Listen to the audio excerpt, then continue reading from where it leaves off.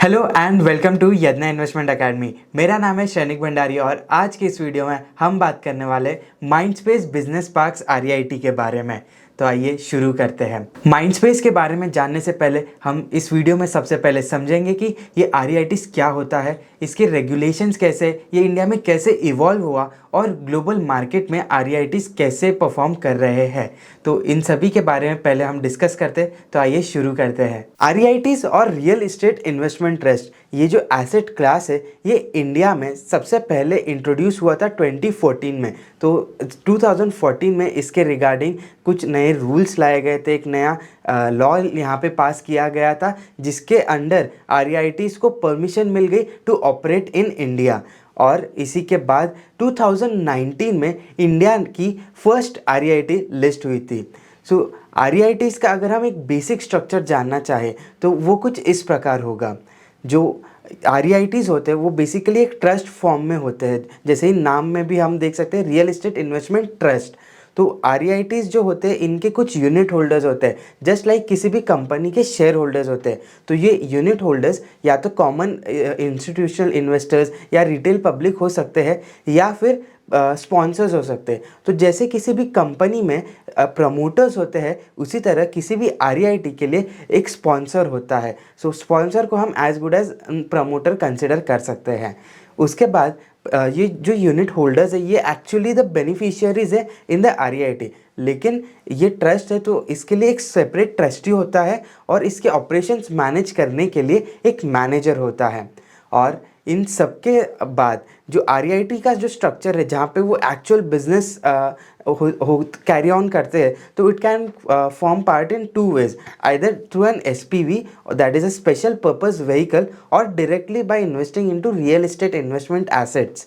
सो या आरईआईटी का अगर हम समझे तो एसपीवी आरईआईटी के एसेट्स ओन कर सकती है, basically real estate assets own कर सकती है, और आरईआईटी एसपीवी को ओन कर सकती है, या फिर आरईआईटी डायरेक्टली भी रियल एस्टेट में इन्वेस्टमेंट कर सकती है। सो अगर हम इसे और डिटेल में जानना चाहें कि क्या कैसे फंक्शंस होते हैं, सो आरईआईटीज बेसिकली यूनिट होल्डर्स को अपने यूनिट्स इशू करती है और जब जो भी इनकम आरईआईटीज जनरेट करती है वो अपने यूनिट होल्डर्स में डिस्ट्रीब्यूट कर देती है। Next is the trustee. So जो जब ट्रस्टी की अगर हम बात करते हैं तो वो ट्रस्टी जो है वो यूनिट होल्डर्स के बिहाफ पे काम करता है एंड उसके लिए उनको एक ट्रस्टी फीस मिलती है। और सिमिलरली जो मैनेजर्स होते हैं, so investment managers are basically providing the management service to the REIT, और उसके लिए भी वो एक मैनेजमेंट फीस चार्ज करते हैं। This is the structure of REIT and how it function. और अगर हम उसके बिजनेस के तरफ जाए तो आरईआईटी या तो एसपीवी में इन्वेस्ट कर सकती है या डायरेक्टली किसी एसेट में इन्वेस्ट कर सकती है। अगर वो एसपीवी के थ्रू जाए तो SPV will invest in the asset and REIT will invest in SPV. So जैसे ही एसेट रेंट जनरेट करता है, बिकॉज रियल एस्टेट यहाँ पे मोस्टली ऑफिसेज या रिटेल वगैरह जो भी ऐसे categories of real estate classes है, तो उनसे जो रेंट जनरेट होता है वो एसपीवी को ट्रांसफ़र होगा और एसपीवी अपने खर्चे वगैरह निकाल कर फिर आरईआईटीज़ को वो डिस्ट्रीब्यूट कर देती है रिमेनिंग अमाउंट, एंड आरईआईटी अपने एक्सपेंसेस डिडक्ट करके यूनिट होल्डर्स को बाकी का बचा हुआ प्रॉफिट डिस्ट्रीब्यूट कर देता है। सो जो एसपीवी में अगर कोई स्पेशल पर्पस व्हीकल एग्जिस्टिंग होता है और वो आरईआईटी को बेचना चाहते हैं कोई एसपीवी उसके एग्जिस्टिंग प्रमोटर्स, तो वो प्रमोटर्स अपने आरईआईटी के स्टेक के बदले एसपीवी को बेच सकते हैं एंड उस टाइम पे जो ट्रांसफ़र होगा वो कैपिटल गेन एग्जेम्प्ट रहेगा। इसी के साथ साथ जो कंपनी की जो एसेट्स होती है, जो एक्चुअल रियल एस्टेट एसेट्स होती है, उनको मेंटेन करने के लिए एक प्रॉपर्टी मैनेजमेंट कंसल्टेंट होता है। सो बेसिकली ये इन हाउस भी हो सकता है या कोई प्रोफेशनल थर्ड पार्टी भी रह सकती है।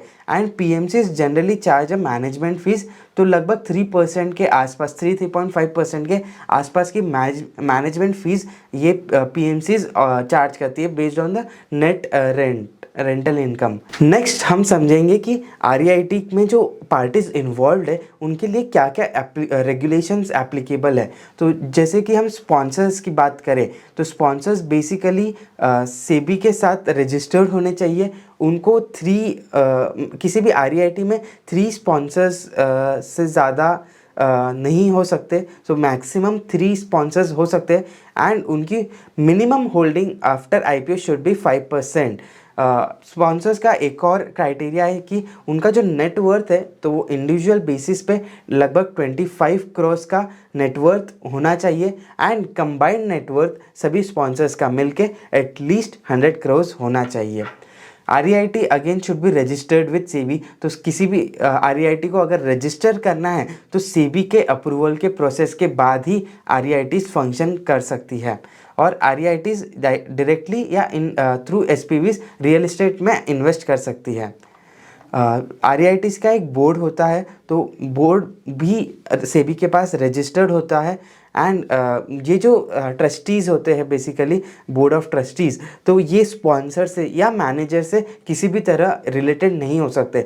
बिकॉज बोर्ड का काम, जो ये जो ट्रस्टीज़ होते हैं उनका काम है कि they have to benefit the retail जो यूनिट होल्डर्स है। तो यूनिट होल्डर्स के बिहाफ पे अगर आप काम कर रहे हो तो वहाँ पे इंडिपेंडेंस बहुत ज़रूरी हो जाता है। इसीलिए सेबी ने ये गाइडलाइंस इशू करी है कि this can not be related to the sponsor or the manager. When we come to manager, so manager जो है वो एक बॉडी कॉर्पोरेट हो सकता है। It can be a company or an LLP or any other form of body corporate.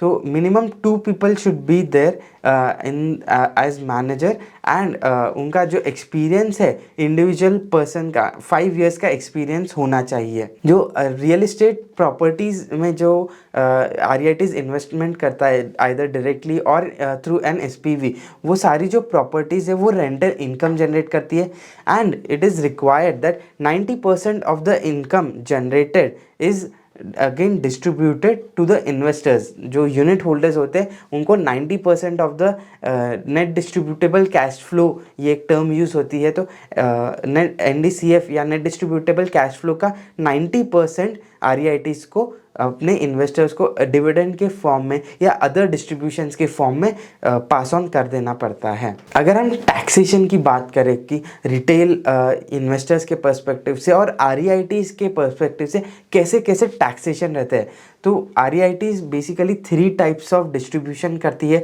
So it is either in the nature of an interest or in the nature of dividend or in the nature of return of capital. So this depends upon how the SPV transfers its distribution to the REIT. तो जैसे ही SPV से जिस form में distribution मिलता है उसी form में unit holders को भी पास ऑन होता है। सो जो इंटरेस्ट पोर्शन है, डिविडेंड पोर्शन है एंड रिटर्न ऑफ कैपिटल है, इन तीनों भी पोर्शन में यानी कि जो टोटल डिस्ट्रीब्यूशन है वहाँ पे REITs टैक्स एग्जेम्प्ट स्टेटस पे है। तो वहाँ पे उन्हें कोई भी टैक्स नहीं भरना पड़ता है, लेकिन ये टैक्सेशन जो है वो यूनिट होल्डर्स के हैंड्स में आता है। सो इंटरेस्ट वाला जो पोर्शन है वहाँ पे यूनिट होल्डर्स को टैक्स भरना पड़ता है। Dividend is exempt in the hands of unit holders and ये जो रिटर्न ऑफ कैपिटल है ये पहले एग्जेम्प्ट हुआ करता था। एक्चुअली पहले ये ग्रे एरिया में रहता था जहाँ पे कोई भी क्लियर रूलिंग नहीं थी, लेकिन लास्ट बजट जो आया था फरवरी 2023 में, वहाँ पे गवर्नमेंट ने कुछ प्रपोजल्स लाए थे REITs के रिगार्डिंग। उसके बाद काफ़ी सारे चेंजेस हुए एंड फाइनेंस बिल में वो प्रपोजल जो बजट में आया था उसे तो डिस्कार्ड कर दिया, लेकिन एक नया रूल एप्लीकेबल कर दिया इन द फाइनेंस बिल। सो इस बिल के अनुसार जो भी रिटर्न ऑफ कैपिटल होगा वो REIT के जो इश्यू प्राइस है, तब जब तक कि इश्यू प्राइस मीट नहीं हो जाता क्यूमुलेटिव बेसिस पे, तब तक के ये रिटर्न ऑफ कैपिटल एग्जेम्प्ट रहेगा। एंड एक बार जो REIT का इश्यू प्राइस एक्सीड हो जाता है उसके बाद ये भी टैक्सेबल हो जाएगा। सो अगर हम करंट सिनेरियोज देखें, इन सब्सटेंस देखें, तो अभी 10-15 साल 20 साल तो लगभग ये रिटर्न ऑफ कैपिटल का जो पोर्शन है वो एग्जेम्प्ट स्टेटस पे ही रहेगा, यानी कि इस पोर्शन पे हम जैसे रिटेल इन्वेस्टर्स को कोई भी टैक्स नहीं भरना पड़ेगा। इसके बाद आरईआईटीज जब भी किसी एसेट में या एसपीवी को सेल करती है तो उसमें जो कैपिटल गेन आता है वहाँ पे उन्हें कैपिटल गेन टैक्स भरना होगा। एंड अगर हम कैपिटल गेन की बात कर रहे हैं तो जब रिटेल इन्वेस्टर्स या हम जैसे इन्वेस्टर्स ये जो आरईआईटी की यूनिट्स है वो बेच देते हैं तो कैसा टैक्सेशन रहेगा उसे समझते हैं। तो either it can be a long term capital gain or a short term capital gain. So अगर कोई भी unit holder capital gain book करता है within a period of 36 months of its holding period, तो अगर 36 months का से कम का अगर होल्डिंग पीरियड है तो वो शॉर्ट टर्म कैपिटल गेन में क्लासीफाई हो जाएगा, जहाँ पे 15% का टैक्स हमें भरना पड़ेगा। और अगर हम 36 मंथ से ज़्यादा का ये अगर हम होल्डिंग पीरियड होगा तो वो एलटीसीजी के अंडर एग्जेम्प्ट हो जाएगा। So moving on to the India's REIT landscape, कि अगर इंडिया की अगर हम बात करें तो इंडिया में लगभग 74.4 मिलियन स्क्वायर फीट का जो लैंड है वो ऑफिस आरईआईटीज़ में अवेलेबल है, जो आरईआईटीज़ के अंडर आता है। एंड अगर हम इंडिया का टोटल एग्जिस्टिंग ऑफिस स्टॉक देखें तो वो 667.2 मिलियन स्क्वायर फीट का है। और इसमें से जो आरईआईटी में कन्वर्ट होने लायक प्रॉपर्टीज़ है वो लगभग 379.5 मिलियन स्क्वायर फीट में स्पैन आउट करती है।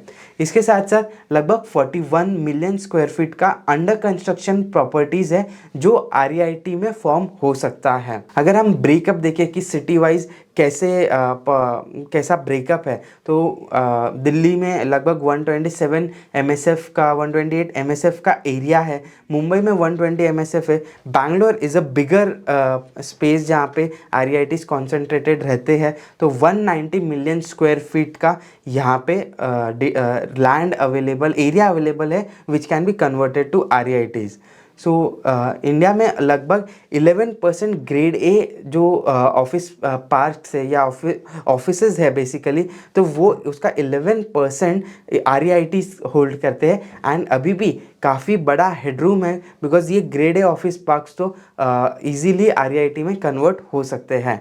एडिशनली जो 57% of the total grade A stocks है, तो basically what is grade A stock ये भी समझ लेते हैं कि जो ऐसी प्रॉपर्टीज़ जो बहुत ही लैविश है, जहाँ रिसेंटली एकदम एडवांस्ड एमिनिटीज़ के साथ जो अवेलेबल है, जहाँ पे मे बी रिक्रिएशनल एरियाज़ होते हैं, कैफेटेरियाज़ होते हैं and every other things that you seen in modern offices. तो एक मल्टी ऑफिस स्ट्रक्चर्स जो होते हैं बेसिकली वो होते हैं। तो ऐसे ग्रेड ए स्टॉक्स का लगभग 57% सिर्फ टॉप 6 सिटीज़ में ही कॉन्सेंट्रेटेड है। तो what are these cities? Mumbai, Pune, Hyderabad, Chennai, Bangalore and Delhi NCR region. कुछ इंटरेस्टिंग अगर हम फैक्ट्स देखें तो आरईआईटी में जो कन्वर्ट होने वाला जो स्टॉक है, जो प्रोबेबल स्टॉक है, उसका almost 25% is situated only in Bangalore.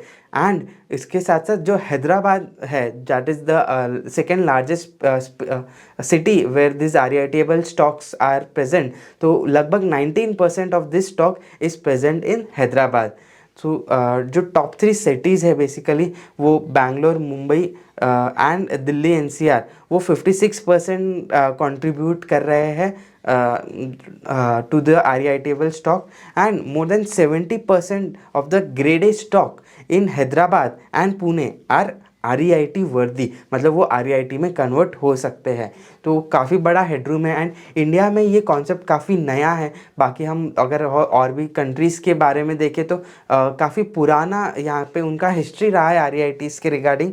सो 1960 में यूएस में वर्ल्ड का फर्स्ट REIT लॉन्च किया गया था। एंड ये अगर हम एक चार्ट देखें तो हम देख सकते हैं कि यूएस में 1960 में फर्स्ट REIT लॉन्च हुआ था and before 2000 itself, so last century में ही ऑलमोस्ट ऑल टाइप के REITs यूएस में प्रेजेंट है। So US is the earliest market where the REITs have function. And उसके बाद हम यूरोजोन देखें या फिर हम एशियन कंट्रीज़ की बात करें, for example Japan, Singapore, Malaysia, तो ऐसी कंट्रीज़ में भी REITs लगभग 2000 टू 2010 में इंट्रोड्यूस हो चुकी थी। So India is a very newer country that has introduced REIT to its real estate market. तो हम 2014 में हमने यहाँ इसके रिगार्डिंग लॉज लाए थे एंड 2019 में इंडिया का फर्स्ट REIT लॉन्च हुआ था, वो हम यहाँ पे देख सकते हैं। एंड 2023 में इंडिया का फर्स्ट रिटेल REIT लॉन्च हुआ है।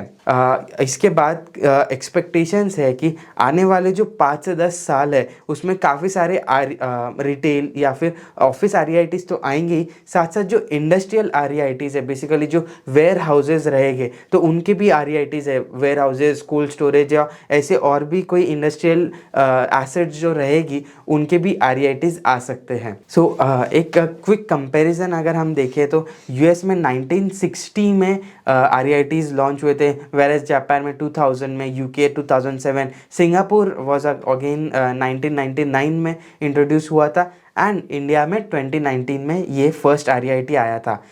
US में लगभग 206 REITs फंक्शन कर रहे हैं एज ऑफ नाउ, जापान में 61 REITs, UK में 56, सिंगापुर में 45 REITs यहाँ पे फंक्शन कर रहे हैं। इंडिया में आज की तारीख में सिर्फ और सिर्फ 4 REITs है, out of which 3 are office REITs and 1 is the retail REIT। So अब मार्केट कैपिटलाइजेशन वाइज देखें तो ये डेटा है, ये थोड़ा सा पुराना डेटा है, लेकिन एक हम अंदाज़ा लगा सकते हैं कि US का जो REIT मार्केट है वो कितना ज़्यादा वास्ट है, बिकॉज यहाँ पे कई सारे टाइप्स के REITs है, तो उस बेसिस पे मोर देन $1 ट्रिलियन का मार्केट कैपिटलाइजेशन यहाँ पे हम देख सकते हैं इन US मार्केट। वेरएज अगर हम इंडिया में देखें तो ये जो इस कंपेरेबल डेटा पॉइंट के हिसाब से $7 बिलियन का मार्केट कैपिटलाइजेशन इंडिया के REITs का है, तो एक बहुत बड़ा हेडरूम यहाँ पे देख सकते हैं। नेक्स्ट आने वाले 30-40 ईयर्स में काफ़ी ज़्यादा REITs प्रमोट होते हुए नज़र आएंगे। अगर हम सिर्फ ऑफिस REITs की बात करें तो इंडिया में जो 3 REITs है वो लगभग 74 मिलियन स्क्वायर फीट का डेटा जो एरिया है वो केटर करती है एंड अगर वहीं हम US में देखें तो 345 मिलियन स्क्वायर फीट का वहाँ पे ऑफिस REITs का एरिया है। तो इंडिया में जो REITs है वो काफ़ी बड़े REITs है, मल्टीपल्स, बिकॉज एक ही REIT बहुत सारे एसेट्स ऑपरेट कर रहे हैं एंड इंडिया में जो एसेट साइज़ है वो भी काफ़ी बड़ी बड़ी होती है। इंडिया की अगर हम पोर्टफोलियो की बात करें तो 9.8 million square feet is in retail REIT and 74.4 million square feet is in office REITs। और इंडिया में जो इंडस्ट्रियल REITs है वो भी जल्द ही लॉन्च हो जाएंगे, इसके लिए काफ़ी सारा ग्राउंड वर्क अभी इन प्रोग्रेस चालू हो चुका है। अभी हम बात करेंगे कुछ रेगुलेशंस की जो इंडियन REITs को गवर्न करते हैं। सबसे पहला है रिगार्डिंग द स्पॉन्सर्स। तो स्पॉन्सर का जो कंसोलिडेटेड नेटवर्थ है वो इंडिया में 100 करोड़ का मिनिमम होना चाहिए इन इंडियन रुपीस के टर्म्स में। और जो स्पॉन्सर ग्रुप है there can be multiple sponsors as well. So जो स्पॉन्सर ग्रुप है वो REIT के एसेट्स को इनकॉर्पोरेट करता है एंड बेसिकली उनको कुछ एलिजिबिलिटी क्राइटेरियाज भी मीट करने पड़ते हैं तो to become a sponsor. So sponsors को मे बी उनका जो रियल एस्टेट डेवलपमेंट का एक्सपीरियंस है वो लेस देन 5 इयर्स नहीं हो सकता, तो at least 5 years of experience in real estate market यहाँ पे होना चाहिए। और उनका जो ट्रैक रिकॉर्ड है तो एटलीस्ट 2 डेवलप प्रोजेक्ट्स होने चाहिए, मतलब कंप्लीटेड प्रोजेक्ट्स होने चाहिए एज अ डेवलपर। तो वहाँ पे डेवलपर के तौर पे आपके 2 मेजर प्रोजेक्ट्स कंप्लीटेड रहने चाहिए, तभी आप किसी भी REIT के लिए स्पॉन्सर बन सकते हो। अगर हम REIT के लीगल फॉर्म की बात करें तो it is in the form of a trust. So जब REITs लिस्ट होते हैं तो मिनिमम कितना पब्लिक फ्लोट होना चाहिए लिस्टिंग के बाद, तो उसकी अगर हम बात करें तो अगर REIT का post issue capital is less than 1600 crore, तो जो मिनिमम पब्लिक फ्लोट है वो एटलीस्ट 25% और 250 crore whichever is higher, इतने अमाउंट का होना चाहिए। अगर REIT का कैपिटल इज़ 1600 to 4000 करोड़ तो मिनिमम 400 करोड़ का यहाँ पे उनका कैपिटल होना चाहिए। And if the post issue capital is more than 4,000 crores, तो मिनिमम पब्लिक फ्लोट जो है वो 10% of the post issue capital तो होना ही चाहिए। This are the requirements for listing an REIT। अब बात करते हैं कि REITs के जो एक्टिविटीज़ है वो क्या क्या काम कर सकते हैं एज एन REIT। तो REITs बेसिकली दो ही चीज़ें यहाँ पे, दो ही फंक्शंस ये लोग परफॉर्म कर सकते हैं। So first is to invest in real estate assets. So कोई भी लैंड होगा, एग्रीकल्चरल लैंड, वेकेंट लैंड होगा, या किसी प्रॉपर्टीज़ में भी डायरेक्टली इन्वेस्ट अगर वो करना चाहे तो वो यहाँ पे इन्वेस्टमेंट्स कर सकते हैं। एंड द सेकेंड फंक्शन जिसकी हम बात करेंगे that is holding the securities of an SPV। और ये जो SPV है वो ऐसी SPV होनी चाहिए जो रियल एस्टेट एसेट को होल्ड कर सकती है। सो बेसिकली आइदर आप SPV का यूनिट्स SPV में इन्वेस्ट कर सकते हो, या फिर आप डायरेक्टली रियल एस्टेट में इन्वेस्ट कर सकते हो। Next rule is regarding the assets of the REIT। So it is required कि minimum 80% of the gross asset value on the value basis 80% should be in the form of completed and income generating real estate assets। सो और इस asset का जो lock in period होगा वो 3 years होगा from the date of purchase. तो अगर REIT किसी भी एसेट को परचेज कर रही है तो वो 3 साल में उस एसेट को सेल नहीं कर सकती है। इसके अलावा जो बाकी का जो 20% है, मैक्सिमम 20% जिसे हम कह सकते हैं, वो कंपनी जो वो REITs दूसरे फॉर्म में इन्वेस्ट कर सकती है, may be in the form of under construction properties, या फिर किसी SPV के शेयर्स में इन्वेस्ट करने के लिए जो अभी बेसिकली यहाँ पे इनकम जनरेट नहीं कर रहा है, ऐसी अगर SPVs होगी तो उसमें, या फिर और भी किसी जैसे TDR में इन्वेस्ट करना पड़ता है, because when you are constructing a property तो TDR इनको परचेज करने पड़ते हैं फॉर डेवलपिंग। तो TDR FSI अगर वो परचेज करना है तो जो भी ये सारी जो भी एक्टिविटीज़ है, एंसिलरी एक्टिविटीज़ है, उसकी टोटल वैल्यू ओवरऑल एसेट के 20% से ज़्यादा नहीं हो सकती है। Next rule is regarding the leverage कि REITs कितना डेट उठा सकती है। सो जो टोटल एसेट साइज है उसका 25% without any restriction REITs debt ले सकती है। और मैक्सिमम लिमिट अगर हम बात करें तो 49% की है। तो अगर 25% से ज़्यादा का अगर लिवरेज लेना है और मैक्सिमम अप टू 49%, तो REIT को अपनी क्रेडिट रेटिंग करानी पड़ेगी और यूनिट होल्डर्स का अप्रूवल भी लेना पड़ेगा। तो अगर हम कैपिंग की बात करें तो 49% is the capping to leverage. तो बहुत ज़्यादा यहाँ पे बिकॉज इलिक्विड है रियल एस्टेट इन्वेस्टमेंट, तो बहुत ज़्यादा यहाँ पे लिवरेज ना हो ऐसा, and so that this can be beneficial for the unit holders. तो ऐसा ये एक रूलिंग यहाँ पे लाया गया है। Next very important rule is regarding the profit distribution. So 90% of the net distributable cash flow का REIT को एटलीस्ट वंस इन 6 months इन्हें अपने यूनिट होल्डर्स को डिस्ट्रीब्यूट करना पड़ता है। सो अब अगर हम जनरल प्रैक्टिस की बात करें तो इंडिया में एवरी क्वार्टरली जैसे ही रिजल्ट्स आते हैं उसके साथ साथ सभी REITs अपने जो NDCF होते हैं उसका 90% से या उससे ज़्यादा का अमाउंट डिस्ट्रीब्यूट कर देती है। बट द रिक्वायरमेंट इज़ कि एवरी 6 month एक डिस्ट्रीब्यूशन तो मिनिमम होना ही चाहिए। सो अभी हमने देखा कि REITs क्या होते हैं, वो कैसे फंक्शन करते हैं, क्या क्या रेगुलेशंस है इंडिया में REITs के रिगार्डिंग, और ग्लोबली REITs कितने लेवल पे कितने लेवल पे फंक्शन कर रहे हैं। तो अभी हम बात करेंगे माइंडस्पेस बिजनेस पार्क्स REIT के बारे में। माइंडस्पेस बिजनेस पार्क्स REIT ये इंडिया की सेकेंड लिस्टेड REIT है जो लगभग अगस्त 2020 में लिस्ट हुई थी। एंड माइंडस्पेस जो ये REIT है, इसके अगर हम स्पॉन्सर्स की बात करें तो माइंडस्पेस के जो स्पॉन्सर्स है NB Constructions LLC and Cape Trading LLP। तो ये दोनों जो LLPs है बेसिकली वो के रहेजा कॉर्प ग्रुप के एंटिटीज़ है। सो ये एक बहुत ही बड़ा नेम है इंडियन रियल एस्टेट मार्केट में। के रहेजा कॉर्प का जो ये जो ग्रुप है KRC ग्रुप जिसे कहते हैं, तो इनके मल्टीपल रियल इस्टेट क्लासेस में ये लोग फंक्शन करते हैं। सो फॉर एग्जांपल जो ऑफिस या कमर्शियल रियल इस्टेट जिसे हम कहते हैं, तो उसमें Mindspace, commerce zone, the square, ऐसे तीनों ब्रांड्स इस कंपनी के पोर्टफोलियो में आते हैं, इस ग्रुप के पोर्टफोलियो में। हॉस्पिटैलिटी की बात करें, होटल्स की अगर हम बात करें तो शार्लेट होटल्स, ये एक लिस्टेड कंपनी है, इसी ग्रुप में फॉर्म करती है। इसके साथ साथ कंपनी के पास कुछ रिटेल रियल इस्टेट के एसेट्स भी है जो इन ऑर्बिट मॉल्स के नाम से जाने जाते हैं। इसके साथ KRC जो ग्रुप है वो रेसिडेंशियल प्रॉपर्टीज़ में भी ऑपरेट करता है।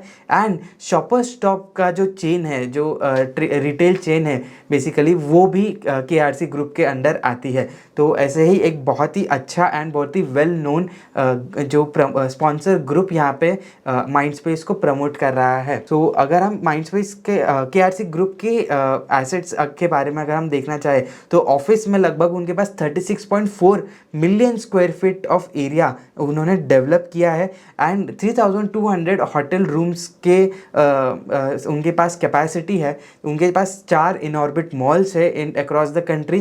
एंड 5 की सिटीज़ में वो अपने रेसिडेंशियल प्रोजेक्ट्स ऑपरेट कर रहे हैं। और जो शॉपर स्टॉप की अगर हम बात करें तो 270 स्टोर्स है across India for shopper stop. अभी अगर हम माइंडस्पेस के REIT के स्ट्रक्चर के बारे में बात करें तो माइंडस्पेस का अगेन जो इन्वेस्टमेंट मैनेजर है दैट इज़ अगेन के Raheja Corp investment managers private limited. और जो ट्रस्टी है वो एक्सिस ट्रस्टी इस REIT के लिए एज अ ट्रस्टी काम करता है। माइंडस्पेस भी एक SPV व्हीकल का जो स्पेशल पर्पस व्हीकल्स है उसके थ्रू ही इन्वेस्टमेंट्स करता है। तो देर आर सर्टन SPVs जिनका उनके पास 100% स्टेक नहीं है।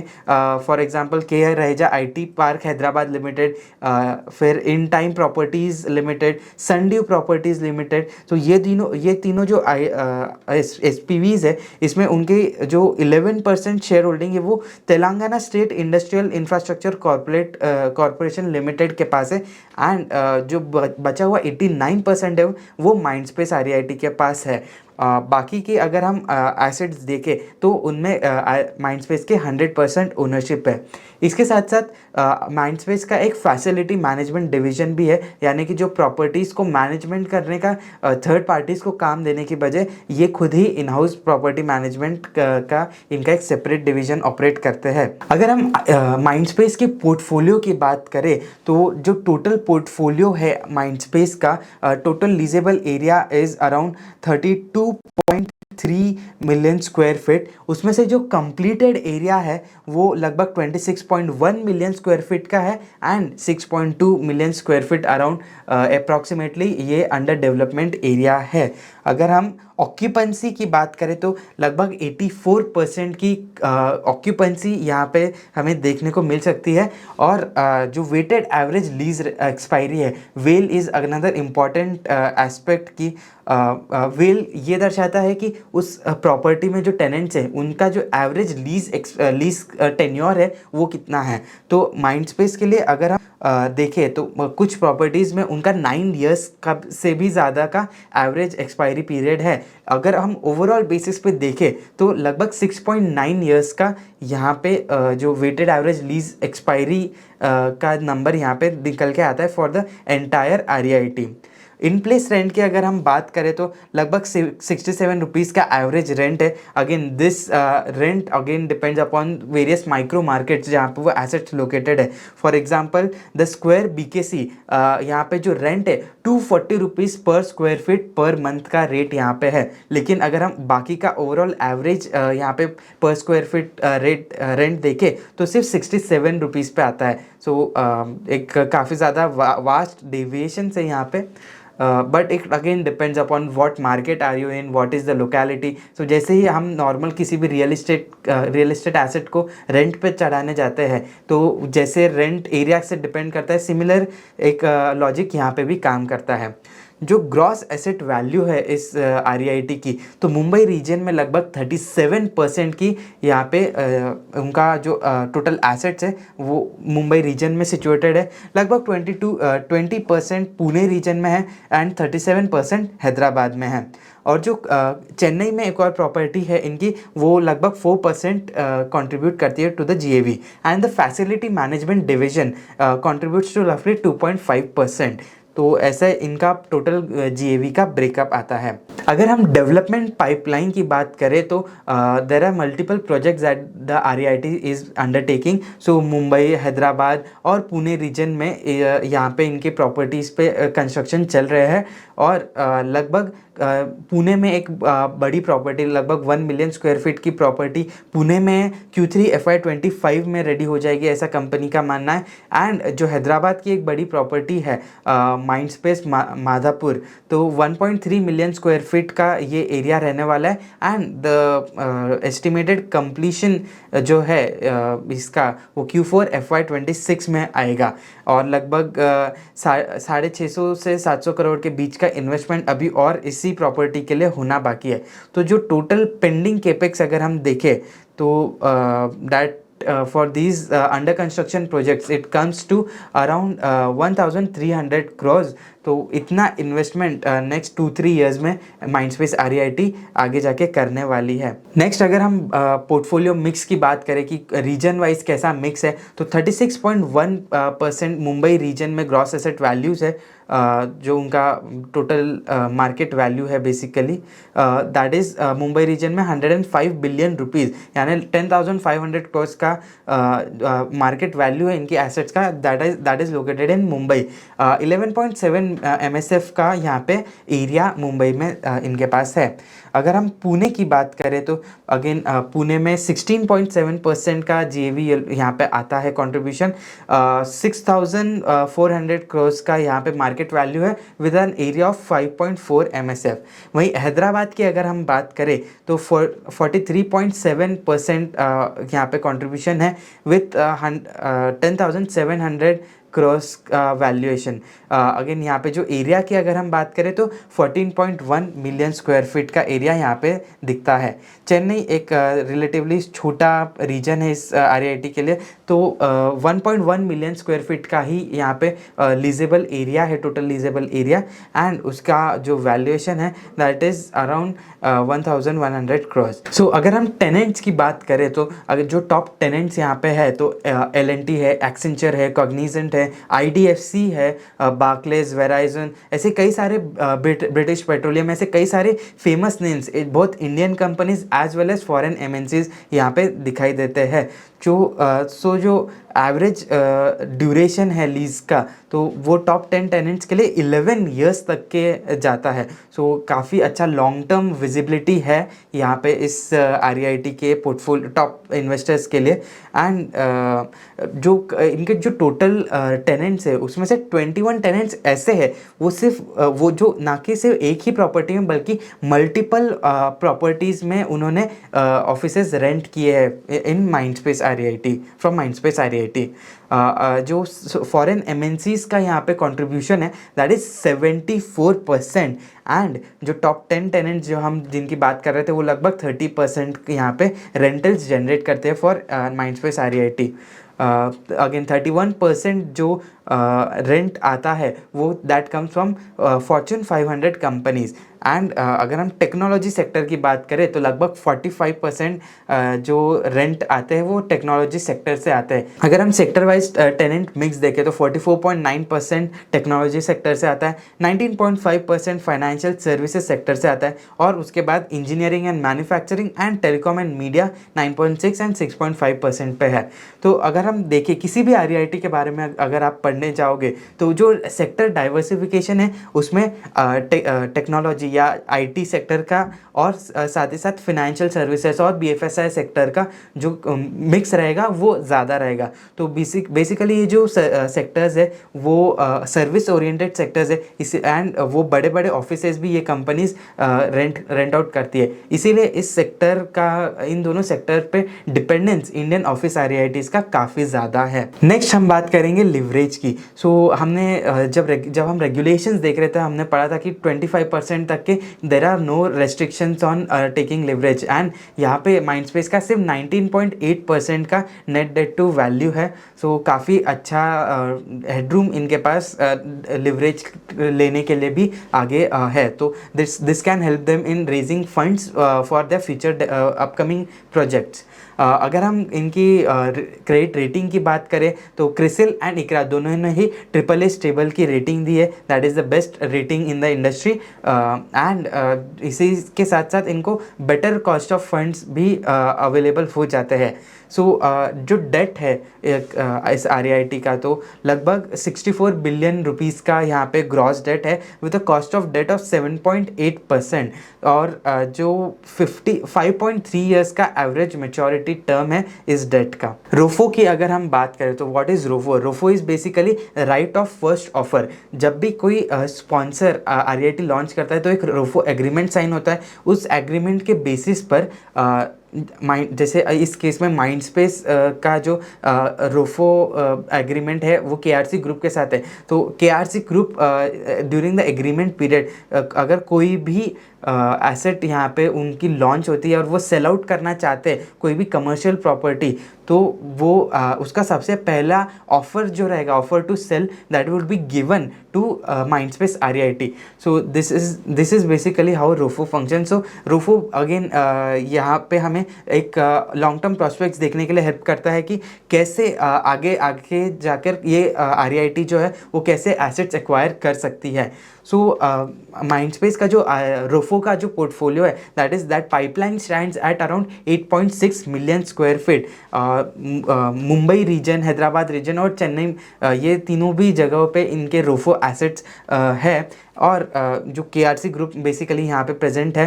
And out of these 8.6 MSF pipeline 3.4 million square feet is already completed. So जैसे ही जो KRC ग्रुप है, के रहेजा कॉर्प ग्रुप जो है वो इन एसेट्स को सेल करने जाएगा तो उसका पहला सेल करने का राइट जो रहेगा, मतलब उस प्रॉपर्टी को पहले परचेज करने का जो राइट रहेगा वो माइंडस्पेस REIT के पास रहेगा। तो ये कुछ एसेट्स है जो अभी रोफो के पाइपलाइन में आते हैं। So basically right of first offer में हम commerce Raidurg Hyderabad, Commerzone Chennai and Mindspace Juinagar in Mumbai region, ये जो 3 एसेट्स है, सो ये तीनों एसेट्स बेसिकली रोफो में फॉल करती है। उसके साथ साथ जो स्पॉन्सर ग्रुप है उसकी एक और एसेट है जो रोफो एग्रीमेंट में नहीं फॉल करती लेकिन वो भी इस पाइपलाइन में आती है इनके, तो वो है that is the square annex which is again in Mumbai.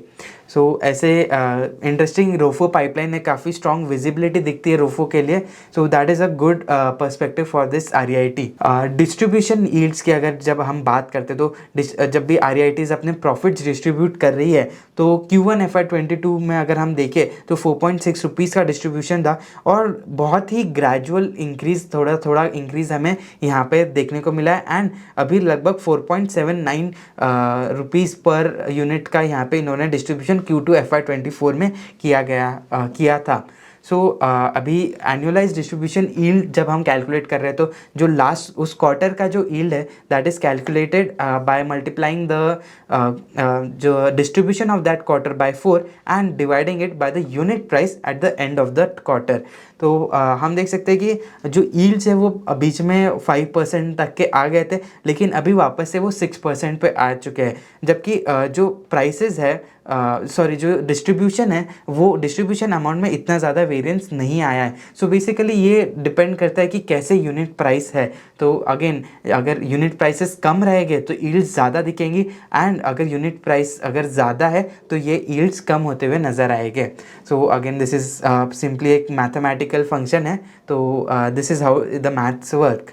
जो डिस्ट्रीब्यूशन इन्होंने किया है उसमें लगभग 10% का जो डिस्ट्रीब्यूशन है वो इंटरेस्ट के फॉर्म में ये लोग डिस्ट्रीब्यूट कर रहे हैं, and 90% is in the form of dividend. So बाकी का जो अदर इनकम है या जिसे अभी टेक्निकल टर्म्स में रिटर्न ऑफ कैपिटल कहा गया है इनकम टैक्स की, अगर हम लैंग्वेज को ध्यान में रखें तो रिटर्न ऑफ कैपिटल में काफ़ी नॉमिनल सा यहाँ पे लगभग नेग्लिजिबल कंट्रीब्यूशन है for return of capital. So almost 90% of this distribution is net free, tax free. Now we come down to the unit holding pattern of Mindspace. So जो sponsors है basically, जो के रहेजा का जो ग्रुप है, ये sponsor group 63.5% stake hold करते हैं as of 30 September 2023 in Mindspace REIT. So लगभग 18,600 करोड़ का मार्केट कैप रहा था एज ऑफ सितंबर 23, और इसमें जो फ्री फ्लोट है वो 36.5% है. तो उसमें भी FIIs अगर हम देखें तो out of 36.5%, 19.7% is with FIIs, 10.6% is NIIs and 3.4% is with DIIs. तो अगर हम मार्की इन्वेस्टर्स की बात करें तो अबू धाबी इन्वेस्टमेंट अथॉरिटी, जो आदिया ग्रुप जो हम कहते हैं, कैपिटल ग्रुप है, GIC है, तो ऐसे इन सभी का इन्वेस्टमेंट यहाँ पे दिखाई देता है माइंडस्पेस REIT में. So this was all about Mindspace business parks REIT का एक डिटेल्ड एनालिसिस. अगर आपको ये एनालिसिस पसंद आया हो तो इसे लाइक कीजिए, इस वीडियो को ज़्यादा से ज़्यादा लोगों के साथ शेयर कीजिए और अपने व्यूज़ कमेंट में बताइए. और अगर आपको ऐसे ही माइंडस्पेस के अलावा दूसरी REITs के बारे में जानना हो तो इन सभी के वीडियोस हमारी वेबसाइट पर अवेलेबल है. ऐसे ही मोर फंडामेंटल एनालिसिस के लिए बने रहिए यज्ञ इन्वेस्टमेंट अकेडमी के साथ. Thank you.